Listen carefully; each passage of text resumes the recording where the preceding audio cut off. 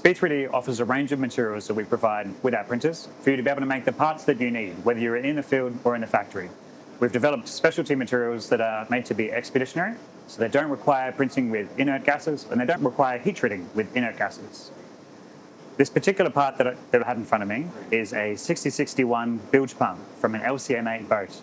This part was produced by the Australian Army in some of our previous field trials. This part was designed, printed, heat treated and machined by the craftsmen from SPEE3D in Darwin. They've done a really excellent job. They managed to print the part in about 115 minutes. It took about 12 hours to do the full heat treatment that included aging for the 6061 and several hours to do the machining on the CNC.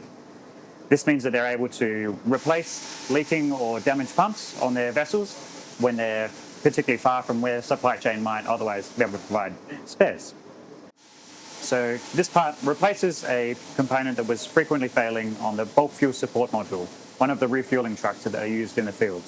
So the guys are able to design this, print it in less than 10 minutes, heat treat, and then produce either by manual machining, because it requires just a few simple holes, or with a CNC machine if they want it to look prettier. So this part allowed them to be able to continue to use this piece of equipment in the field within 24 hours. This type of material that's made from is called aluminium bronze. It's got equivalent properties to what you'd expect from mild steel, except it's also corrosion resistant. So it's more than capable of replacing the original part that was made in the field to get them back into the fight. The EMU capability is made to produce large parts quickly in the field.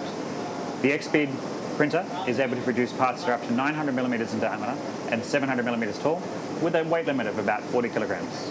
The whole capability is centered around being able to produce large parts quickly that you need in the field.